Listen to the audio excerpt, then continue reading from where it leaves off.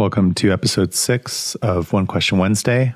I'm your host, Jonathan Schechter. Today on the podcast, I talk with Michael Stone, the creator of Neurodynamic breathwork and my own breathwork teacher. I went through Michael's first Neurodynamic breathwork facilitator training program about a year ago. And Michael and I talk about why practicing breathwork consistently is so important, as well as so many other things that are related to breathwork that can be very helpful for somebody just starting out and helping experienced practitioners with their integration. So I hope you enjoy this episode. All right, everybody, welcome to another episode of One Question Wednesday, the podcast where we only ask our guests one burning question. And today I have a really special guest, Michael Stone, who is the founder of Neurodynamic breathwork. He's also my personal breathwork teacher. I went through the first facilitator training program that he offered and just had a really transformative experience myself, learned all kinds of things needed to know about breathwork. And so I'm just really excited for him to be here and talk to you guys more about breathwork. So Michael, welcome to the podcast. Thank you, Jonathan. I'm very excited to be here today. Yeah, so before we hit record, Michael was just telling me that he's on the third cohort of trainees. So I really appreciate his time. I know that takes a lot. It's a very involved program, 6 months, right? Yeah. Yeah, so really appreciate your time, Michael. The question for today's show is, why is practicing breathwork regularly so important? And so just to start with, I would like to just, give your listeners a bit of history of why I developed neurodynamic breathwork, which is a modality that can be done online. And I originally got certified in a different breathwork modality called holotropic breathwork, which I practiced for about 10 years and did in-person workshops in Los Angeles. And I was seeing people come away with really breakthrough results, but many times people would go back into their lives and their lives would just kind of take them over and it would just kind of fade after a while. And part of it is that with holotropic breathwork, it's a 10-hour day. It has to be done in person. So it is a bit of a challenge for some people to be able to take a day out of their life. And it also takes a lot of time to produce, because you're in big venues, people are laying on mats. So I was only doing it like 4 times a year. That was pretty much as I could handle. And so I started to look at how can I make this so that people really get lasting results? Not just these kind of hits, basically. And some people after one session did actually transform their lives and did bring stuff back into their lives where they made major changes. But some people didn't, where they did have amazing results, but then it just kind of faded. So I do have a science background. I was originally in chemical engineering and just science in general. And so the theory that I had was that there's this general principle in neuroscience that the neurons that fire together wire together, which in essence means that the more you do something, the more you practice something, like the stronger the neural pathway gets and the easier it is to do it in the future. And, at first, the first time you do it, it's like just a very teeny little pathway. And then as you do it more and more, it gets more like a freeway after a while. And so my theory was, if I can provide a structure where people can do a facilitated breath work, where they can really do a deep dive into their unconscious and connect to what we call their inner guiding intelligence. And what I mean by that is that in the same way that your body knows how to heal itself. In other words, if you get a cut or you get sick, you don't have to figure out how to make yourself better. Your trillions of cells in your body know exactly what to do, and they take care of it without you having to think about it. Your psyche has that same drive towards integration and wholeness. The problem is that we're constantly in our ego minds, with these constant streams of thoughts where we're throwing these chemicals into our body like cortisol. We're anxious, we're expecting, we're judging. And it's very, very difficult in our normal state of consciousness for us to access this, what I call inner guiding intelligence, this part of your psyche that knows exactly the experience that you need in order to move towards wholeness and health. So in breath work, through deeper breathing to music, you actually quiet the ego mind and connect to this amazing inner intelligence that we all have. And it works through three things. One is through physiologically. There's certain physiological changes that happen in your body when you do deeper breathing. Your blood gets more alkaline, and there's a part of your brain that's responsible for the constructs of self and ego that has less activity, and they've measured that through fMRI, and which actually supports this quieting of this constant stream of thoughts that we all have, and quiets the mind and puts you in more of a place of stillness. And you combine that with a psychological impact where you're giving yourself permission to release and to open yourself up to emotions and to other things that need to be processed. Normally in life, we basically tell ourselves suppress. If you're like having a difficult experience like grief or anxiety, your natural instinct is to suppress that back into your body because it's uncomfortable to feel it. So normally that's our message. If it's wonderful, joyful, let ourselves feel it. If it's not, suppress into your body. And eventually that does an amazing amount of harm actually to your body where you're holding all that stuff in. It's not good for your health. It's not good for your psychological or physical well-being. So we're holding that stuff in. But in breathwork, part of the instruction is surrender to the process. Really give yourself permission to release whatever wants to be released. So just giving yourself permission is incredibly powerful. Your self-talk, what you say to yourself, is the most powerful way to impact your psyche. And that's why you want to be really careful just in general in life, what you say to yourself. If you say that I can't do this or I can't do that, you won't be able to do it because your psyche is listening. If you tell yourself that it's okay to surrender and open up, your psyche will listen to that too. So you have the combination of this physiological impact, the psychological impact, and also the music, which is specifically designed to allow you to drop deeper into whatever experience you need to have.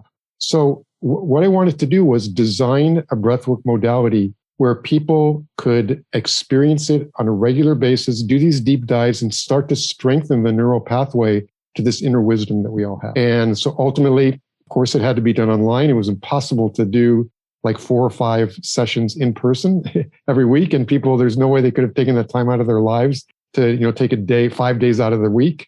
So it had to be done online. And ultimately, that's where Neurodynamic Breathwork Online was born. So we do 5 live sessions every week. And we have regular breathers who have breathed with us, some for a month, some for 3 months, some for a year, some for a year and a half, and which are actually starting after even just a fairly short period of time. But once they breathe longer, having this experience of bringing these benefits back into their life once that neural pathway is strengthened and made into this kind of freeway, where in their everyday life, they can just kind of close their eyes and take a breath and connect to this inner guiding intelligence. And the results that they talk about or that they've relate in like surveys that we do, increased trust in self, greater access to their inner wisdom, and also to what they call source, more clarity on their purpose in life. And that's one of the big ones. Many people in life are doing one thing and they're just vaguely uncomfortable. And even if they're making a good living, it's like, am I really doing what I'm supposed to be doing in life? Because on this kind of deeper level, they're not satisfied.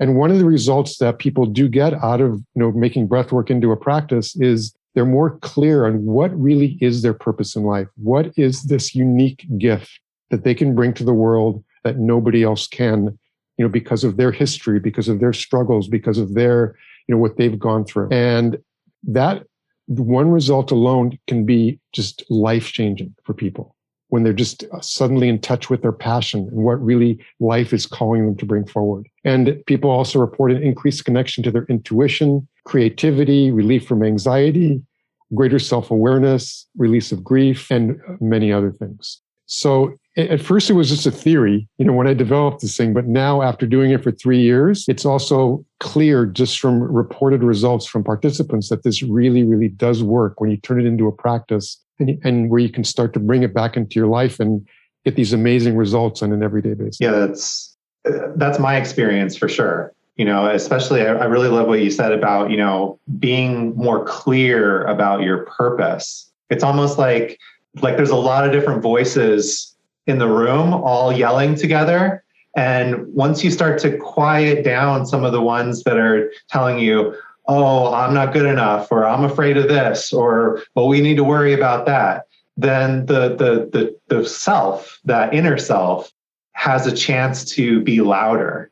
It has you have a better chance to listen to it. And what I'm learning now with a lot of the trauma-informed stuff, that I'm, discovering and working with is that some of those voices are there because of our past traumas. And really the only way to get past them is to go through it. And I know that's one of the principles of neurodynamic breathwork as well, right? Is the way past is through. And so if we are able to sit with those emotions and have a way to release that energy, then it's not, the voice isn't as loud anymore. You might not even hear it at all. And all of a sudden, now you can hear that purpose, that source, that, oh, this is what I really want to be doing with my life. So I love that. Yeah, exactly. And some of those voices are actually unconscious conditioning from your past. Thanks for listening to this episode of One Question Wednesday.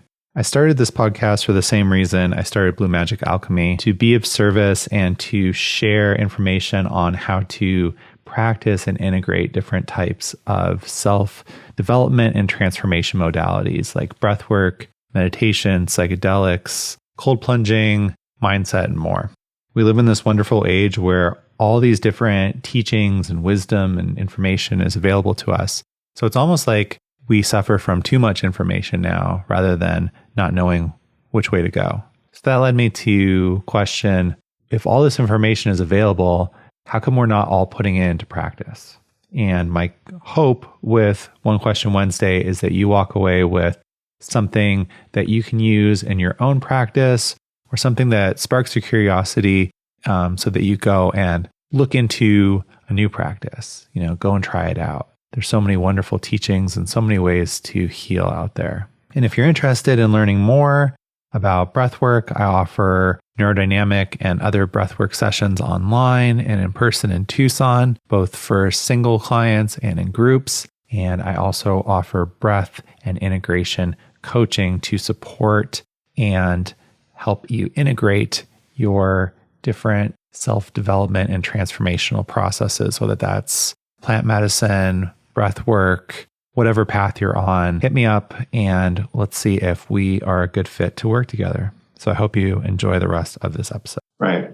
And not just from your parents, but also just cultural, from society. And many times I'll hear people say that when they were growing up, they were very passionate about something like art or something. But they were told by their parents, no, you should be a doctor. You can't make a living doing art. Are you kidding me? Go to med school or whatever. Right. And even our society has a certain amount of conditioning about what is a, good career path and what is not so good career path or whatever.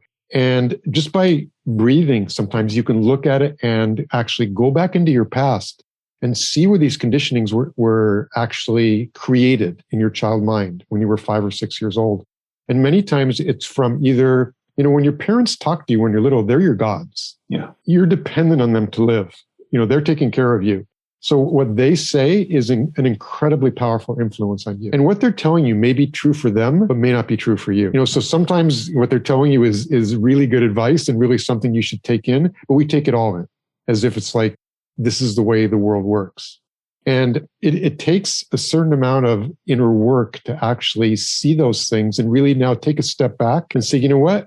That works for my parents, or that works for the society, for the culture, but does that really work for me? Is that who I am? And to separate your conditioning from who you really are. And that's one of the things you can do in breath work by doing deep dives into, things that happened when you were a child and seeing where these conditionings were developed and kind of looking at it from maybe a different perspective, from an adult perspective, where you can actually look at them from an objective point of view and say, does this really work for me anymore? Am I going to let the decisions that a 5-year-old made run my life? Or is there another way where I can really move forward in my life and manifest the life that I want more effectively? From this adult space where I can look at things with more possibilities right now. When you're a child, you have very few possibilities in terms of how you deal with things. And when there's strong emotions, many times the only thing you can do is suppress because you don't have the tools to work with processing through them. You don't have them yet. Like your adult mind is not fully developed. So it's not a bad thing. It's just you protected yourself. And that's true of trauma too. It's if you can't handle things when you're 5 or 6 or 7 years old that maybe you could have handled differently if you were 25 or 26 or 27. So your only pathway to protect yourself is suppress and suppress it in so deeply that you can still run your life and not have it bother you. But as an adult, you can many times look back at those decisions you made from a perspective where now you've got this whole set of tools, this whole toolkit on how to work with these things and be able to say, okay, yes, that was something that I needed to do when I was a child, but how can I work with that now? How can I work with that experience and maybe see it from a different perspective where I can use it to catapult myself forward instead of creating limitations? And many times people come out of the breath work and see these experiences that they had in their earlier life, which they feel like are holding them back from an empowering perspective, from a different point of view, where they actually see that they can use the experience and what they learn from it to actually push them forward in life. And just seeing that is just incredibly inspiring, where people can totally turn around these experiences that have been kind of like this weight around their foot and kind of release it and just, turn into these birds and fly and say, yes, this experience is going to move me forward now and move me into, the finding what I can really offer other people and offer other people maybe who have been through these same experiences, giving them the benefit of my experience and it's supporting them moving forward in their life too. Sounds like you just described integration, right? Going Exactly. from this place of polarity of I have to overcome, I have to get over these things that I don't like about myself or that I'm ashamed of, that I feel guilt over. I have to find a way to overcome them, but instead like finding a way to accept them, to love them, and to find the gold in them, to alchemize that experience into our being and discover that it's really a gift.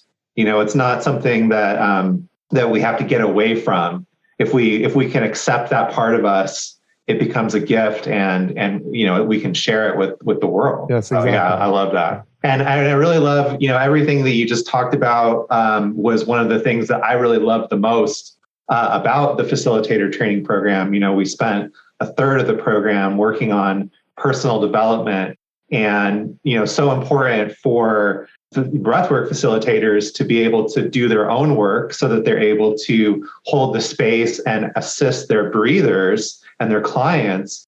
But it was just so valuable for me, just in general, to do this work around the things that happen when we're 5, 6, very, very young, are really shaping us and the way that we see the world.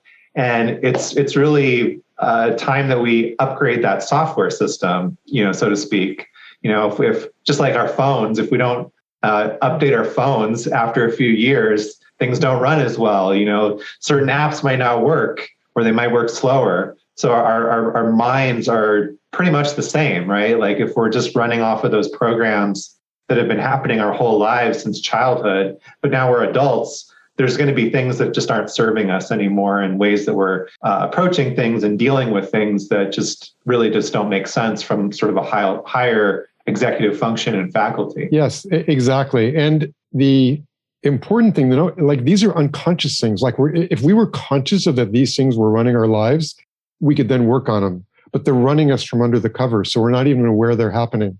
For instance, one of the benefits that I got, one of the first major benefits out of breathwork, I'd had problems being in successful relationships all my life, and where my relationships would last 3 or 4 months and then end in dramatic failure. We're in emotions and drama and this incredible, like, really uncomfortable breakup. And I could never figure it out because I was extremely successful in the other areas of my life, in business, in pretty much everything except for relationships. And so, because I was not conscious of what was causing it, the only thing I could come up with was, I just haven't met the right woman yet.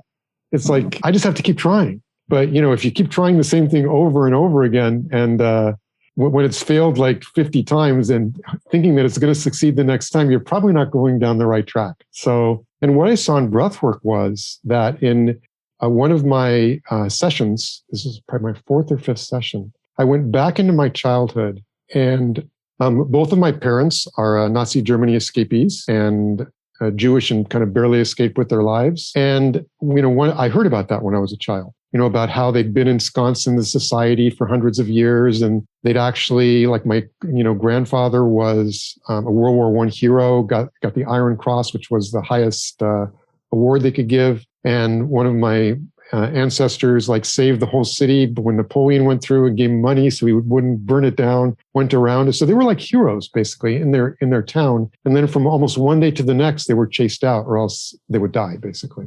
And even though they didn't tell me this, the unconscious decision that I made at that point was the world is an unsafe place. It's like if you can't trust your country when you've been contributing to your country for hundreds of years, who can you trust? So obviously, if you're coming into a relationship from this point of view of the world is an unsafe place, you're doomed from the start. Because I was getting to a certain depth, and then this unconscious conditioning would kick in and says, don't go any further. You're going to get hurt. The person's going to turn on you. You can't trust them. And so I'd get to a certain depth, and then I would just pull back and kind of shut down. And I would drive the woman crazy.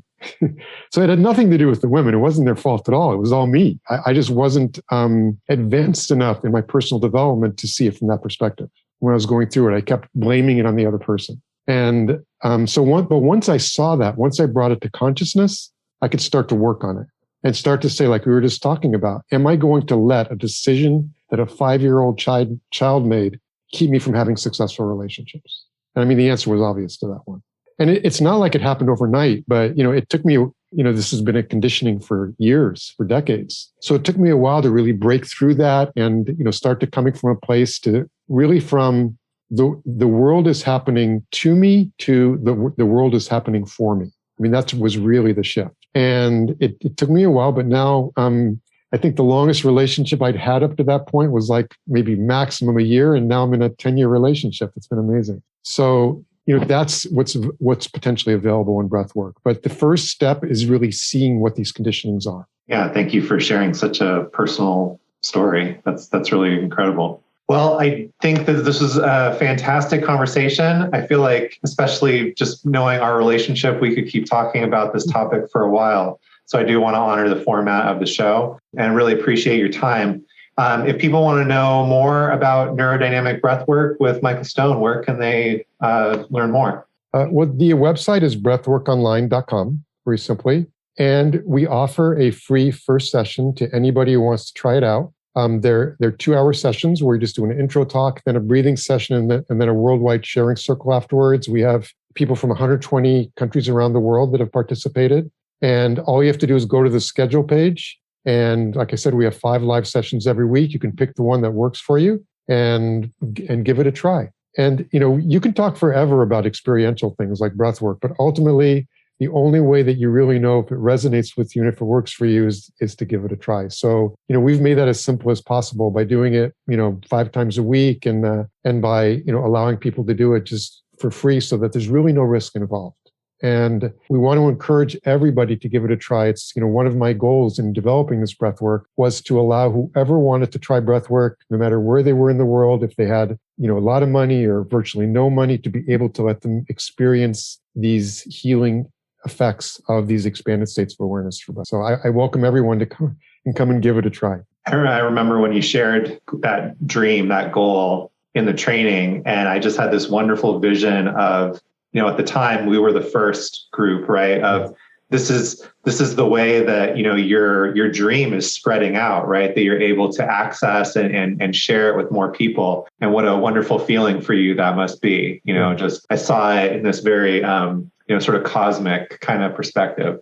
Yeah, I'm actually incredibly grateful for all the people that are coming in and doing the training program and then are willing to go through the process and, go through the personal development and, learn how to be more self-aware and work with their own unconscious conditionings, and then going out and bringing breath work to the world. Yeah. Well, awesome, Michael. Thank you so much for being a guest on One Question Wednesday. I would love to do it again sometime. And yeah, check out Neurodynamic Breathwork. Until next time, friends. Hope you guys enjoyed this episode of One Question Wednesday with Michael Stone. It really was an honor to be able to talk to Michael so in depth about a topic that I'm so passionate about and that he's helped me so much with. So I hope you guys also enjoyed this episode. As always, if you can give us a 5-star review or follow the podcast, I'd really appreciate it. And for more information on breathwork, mindset, meditation, psychedelics, and integration, please follow me on Instagram at Blue Magic Alchemy, all one word. Till next time, folks. Friends, see ya.